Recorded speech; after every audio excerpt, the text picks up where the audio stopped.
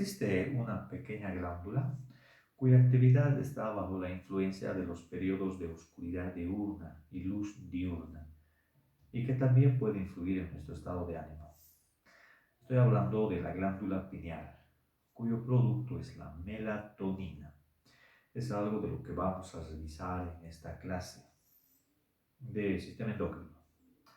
Les saluda el Dr. Moya y vamos a comenzar. Para terminar el capítulo de sistema endocrino, nos falta describir dos glándulas endocrinas principales, como son la suprarrenal, que justamente acá tengo un esquema, un dibujo, y la pineal. Al final vamos a ver eso. Las glándulas suprarrenales son dos, se encuentran en el polo superior de cada riñón.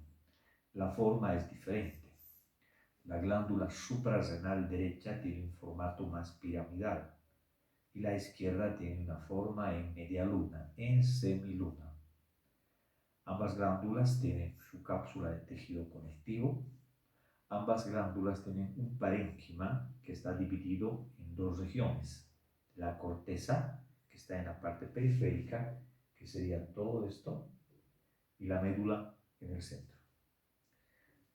Por porcentajes, la corteza llega a ocupar un 80% de todo el parénquima de esta glándula, y la médula llegaría a ocupar entre un 20 o inclusive hasta un 10% nada más. Ambas zonas producen hormonas. La mayor cantidad de hormonas son producidas en la corteza. Estoy hablando de los corticosteroides. Y en esta corteza se van a recepcionar dos moléculas que van a promocionar, que van a inducir a que se pueda producir y secretar las hormonas de esta corteza. La primera, que es la principal, es la ACTH, adenocorticotropina. Y la segunda, que solamente va a inducir la producción de ciertas hormonas en la corteza, es la angiotensina 2. Las hormonas que se fabrican en esta corteza son derivados del colesterol. Para eso, las células de esta corteza tienen almacenado unas gotitas de lípidos que serán utilizados para la síntesis de las hormonas en base a enzimas de dos organelas, que serán primero el retículo endoplasmático liso y segundo las mitocondrias. Y es por eso que las células de esta corteza suprarrenal tienen bien desarrollado a este orgánulo, al retículo endoplasmático liso. Vamos a revisar entonces por zonas ya, porque esta corteza está dividida en tres zonas que van desde afuera hacia adentro. La zona glomerular, fascicular, reticular. Por porcentajes, la zona glomerular ocupa un 13%, zona fascicular aproximadamente un 80% y un 7% para la zona reticular. Estarían acá, ¿no? La masa externa glomerular, fascicular, reticular, y acá en el centro la médula. Entonces vamos a ir colocando los nombres. Esta es la corteza suprarrenal y acá tenemos a la médula suprarrenal. Corteza. Esas tres zonas tendrán que ser descritas. Lo vamos a hacer acá. Primero la zona glomerular.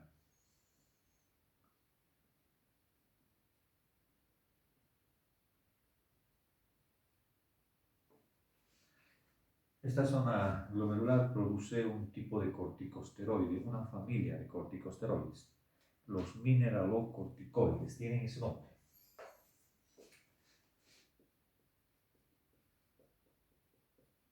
Mineralocorticoides.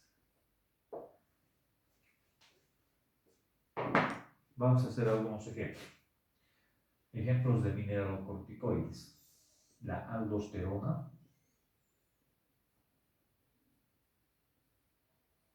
y la desoxicorticosterona.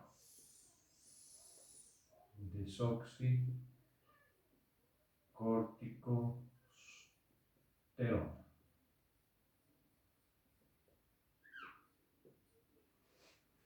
Son dos tipos de hormonas, como mineralocorticoides. Vamos a las funciones de estos mineralocorticoides. Bueno, antes de saber la función, debemos saber cuáles son sus órganos diana, cuáles son sus tejidos diana, así como hemos observado en anteriores glándulas. Sus órganos diana van a ser los siguientes. Va a actuar sobre glándulas salivales, glándulas sudoríparas, mucosa gástrica, y el principal órgano blanco son los riñones. Estamos hablando en los riñones del túbulo contorneado distal. Estos son los órganos diana. Y para que se produzcan estos mineralocorticoides vamos a precisar de las siguientes moléculas de señalamiento: ACTH y angiotensina 2.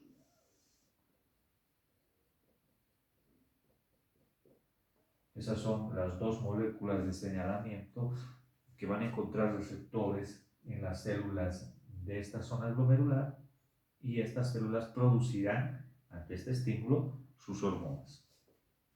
Acá vamos a hacer un esquema. Acá estaría la cápsula y encontraríamos a las células cilíndricas de la zona glomerular. Son células alargadas, son células cilíndricas y que van ocupando un 13% del volumen de toda la corteza suprarrenal. Por porcentaje, eso más debemos considerar en esta zona glomerular. Un 13% de la corteza. Acá están sus células. Y estas células, en cuanto a sus orgánulos, tendrán que tener bien desarrollados un retículo endoplasmático liso, como se ha comentado antes, también un complejo de Golgi bastante prominente, igual retículo endoplasmático rugoso, mitocondrias, lisosomas y en especial su retículo liso para la síntesis de sus hormonas. ¿Cuál será la función en estos órganos blancos? La función de estos mineralocorticoides va a ser promover la absorción de sodio y la excreción de potasio. Está evitando la pérdida de agua. En el túbulo contorneado distal, esta porción de nefronas de los túbulos uriníferos comúnmente es impermeable al sodio, al agua, y por ahí pasa lo que va a llegar a ser la orina, el plasma.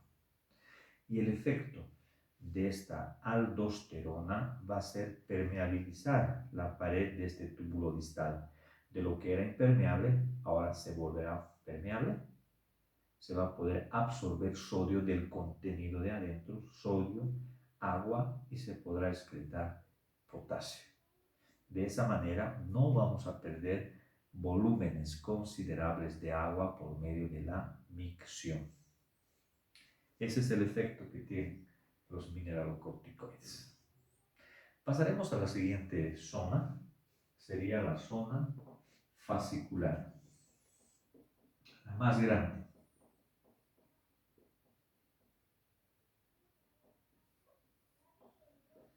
Esta zona fascicular ocupa un 80% del volumen de esta glándula, de la corteza de esta glándula. Las células acá son poliédricas, tienen formas variadas y sus células varios lados. Y estas células de esta zona fascicular poseen unas vacuolas bien grandes que contienen lípidos. Y por eso se las llama también a estas células en esta zona los espongiocitos. Ese nombre solamente es en la zona fascicular. Espongiocitos. Es que sus vesículas, vacuolas en sí son grandes. De ahí ese nombre. Cada célula tendrá así sus vacuolas. También estas células tienen un retículo endoplasmático liso bastante considerable, grande. No tienen una cantidad tanta de retículo endoplasmático rugoso como la anterior zona. También tiene sus mitocondrias, sus lisosomas también y su complejo de Golgi.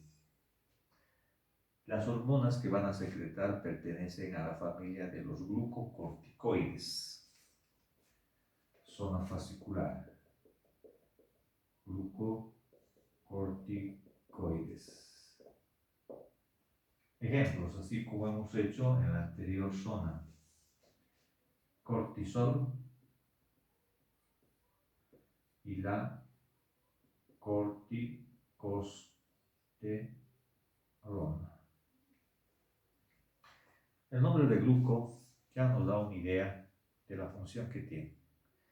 Lo que hace es promover el metabolismo de los hidratos de carbono. Pero no solo de ellos. También influye en el metabolismo de las proteínas, en el metabolismo de los lípidos. Y es que va a tener un efecto en el hígado, un efecto anabólico, porque va a favorecer, va a facilitar en el hígado la absorción de ácidos grasos, de hidratos de carbono, de aminoácidos. ¿Con qué finalidad? Con la finalidad de generar glucosa.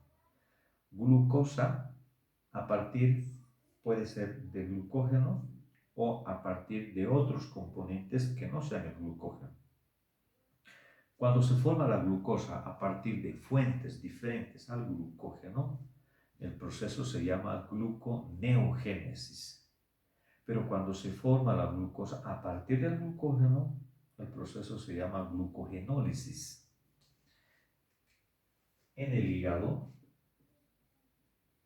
se facilitará la absorción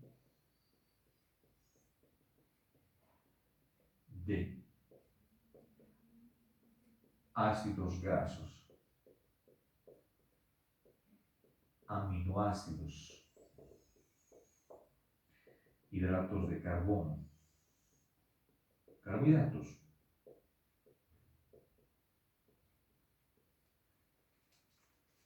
para poder producir glucosa. Gluconeogénesis. También tiene un efecto sobre los adipocitos, tejido adiposo, sobre el músculo también. En los adipocitos inducirá a la lipólisis y en el músculo a la proteólisis. Está influyendo entonces sobre el metabolismo de estos alimentos almacenados y de las proteínas. También tiene un efecto antiinflamatorio, estos glucocorticoides. Antiinflamatorio. Su efecto antiinflamatorio va a consistir en parte en evitar o suprimir la filtración de células que puedan pasar de la sangre al tejido conectivo. Pueden ser macrófagos, pueden ser linfocitos. Estos ya no van a poder atravesar la pared del vaso sanguíneo. En un proceso inflamatorio aumenta la permeabilidad vascular y pueden pasar las células. El efecto de estos glucocorticoides será suprimir esto. Y por otro lado, su efecto también será en evitar la mitosis de nuestros linfocitos y no van a poder dividirse, no van a poder formar las llamadas clonas de linfocitos. Cuando se produce una reacción inmunitaria, como hemos visto en algún capítulo pasado, van a tener que proliferar los linfocitos y se dividen, aumentan su número y el folículo linfoide aumenta también de diámetro. Eso va a ser evitado por estos glucocorticoides. Efecto antiinflamatorio. Evita la infiltración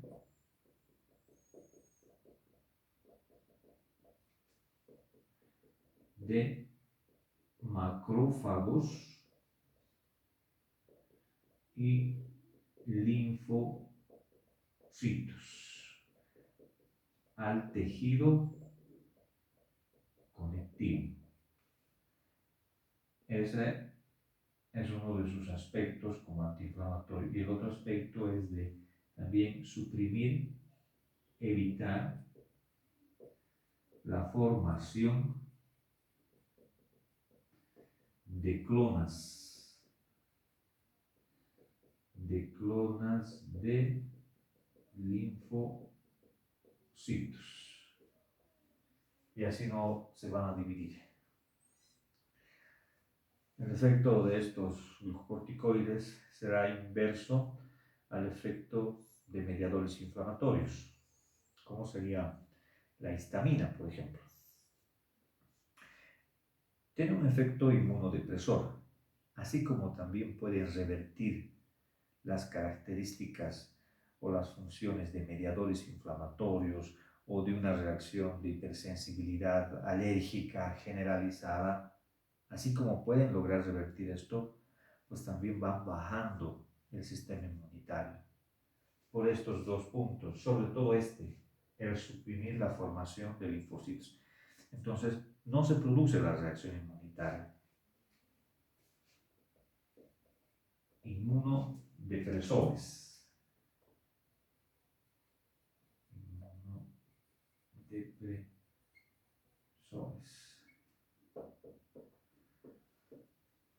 Las personas que consumen estos derivados o fármacos derivados de glucocorticoides, pues tienen control o deben tener control sobre su consumo, ya que están bajando su sistema inmunitario. Y la última zona, la zona reticular.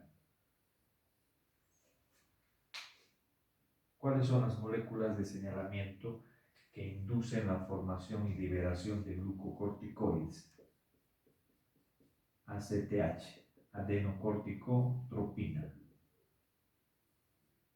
Acá en la zona reticular, lo mismo, ACTH, adenocorticotropina, hormona estimulante de la suprarrenal. Esta es la zona más pequeña.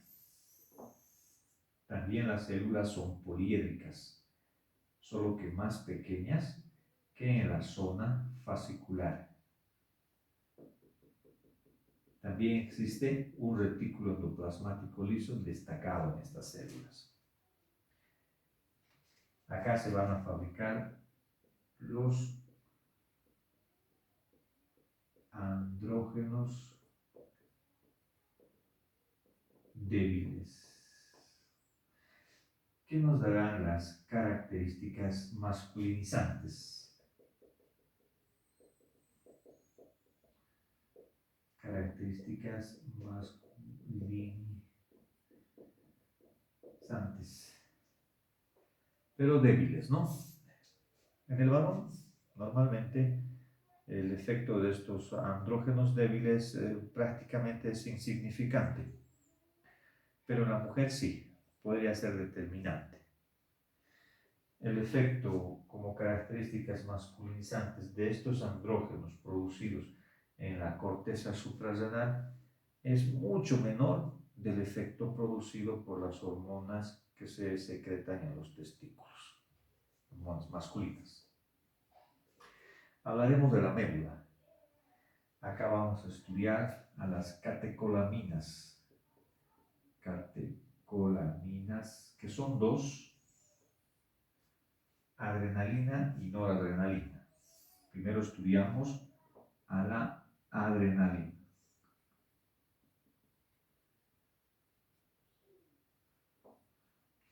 Esta adrenalina, que también se llama epinefrina, tiene varias funciones la adrenalina.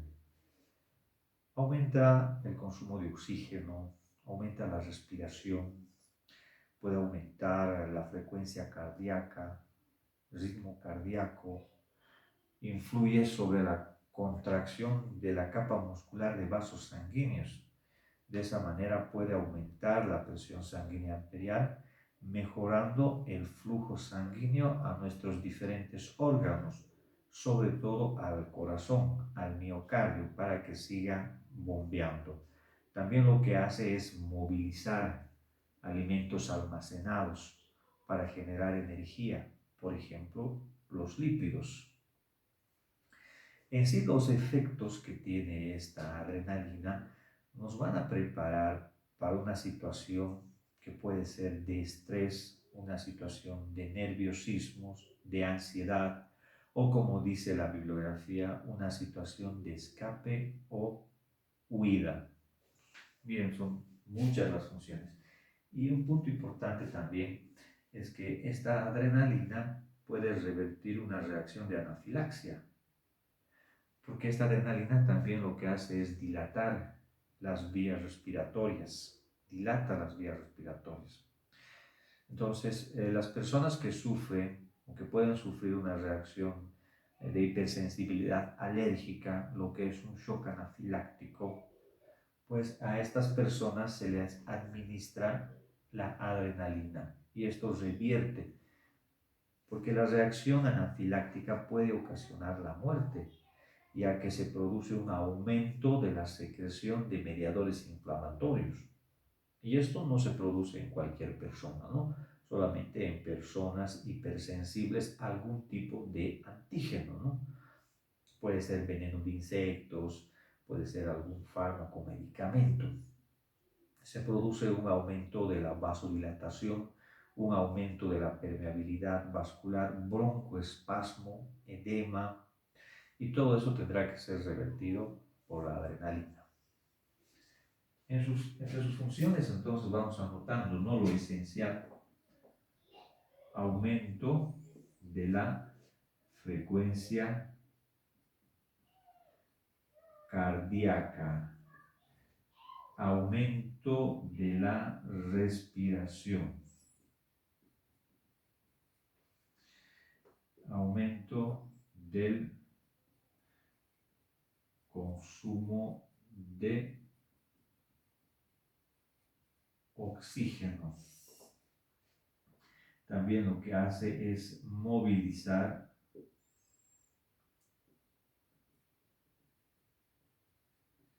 lípidos, fuentes de almacenamiento de energía, para generar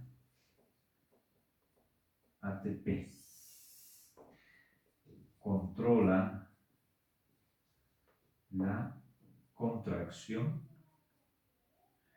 del músculo liso de vasos sanguíneos, de arterias, de vasos sanguíneos. En resumen, el efecto que se va a causar nos va a provocar una situación de estrés, ansiedad, nerviosismo,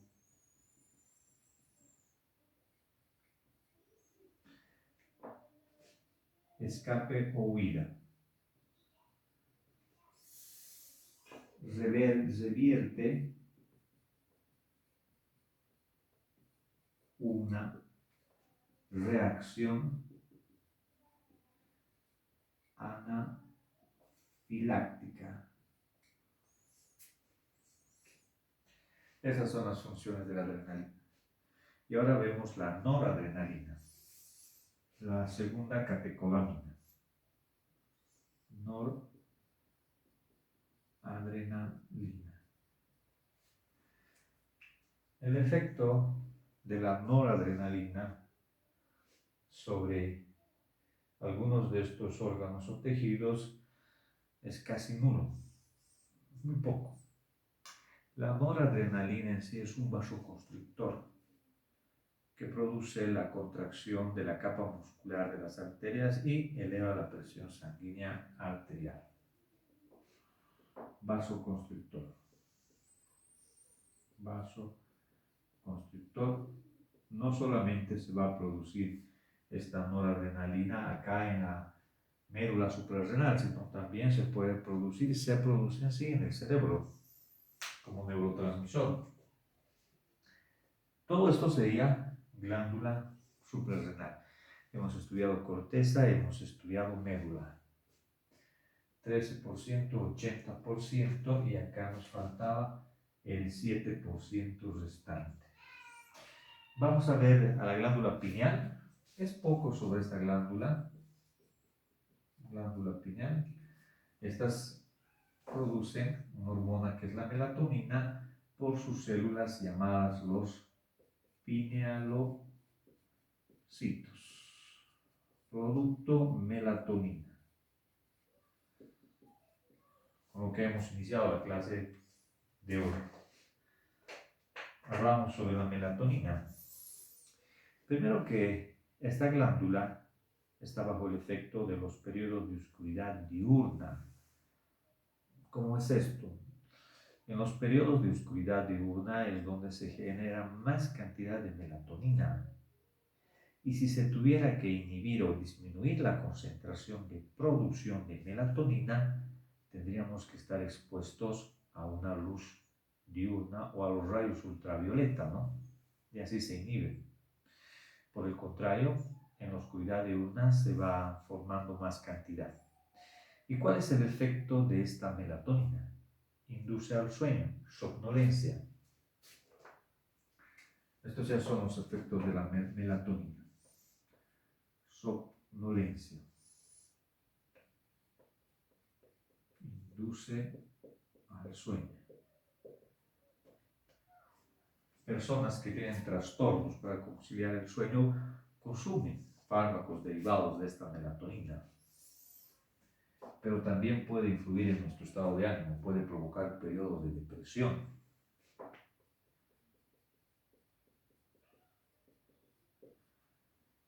Y también puede influir en nuestro ciclo reproductivo, inhibiendo a la folículo estimulante. Inhibe a la FSH, a la hormona folículo estimulante. La hormona folículo estimulante tiene efecto tanto en el varón como en la mujer, ¿no es así? En la mujer lo que hace es estimular, promover la maduración de un folículo ovárico. Y en el varón, en los testículos, lo que favorece es la espermatogénesis, colaborando a las células de Sertoli para que se fueran fijar más cantidad de andrógenos. Inhibe la secreción o la producción de esta hormona FSH. Esta es la melatonina y esa es la glándula pineal que se encuentra en el sistema nervioso central. En el techo del diencéfalo está esta glándula pineal. Con eso sí hemos terminado, hemos acabado todo lo que es sistema endocrino y ahora vamos a pasar al siguiente capítulo que es integumento. Pero eso vamos a verlo en otra sesión. Bien, me despido de ustedes. Hasta otra oportunidad.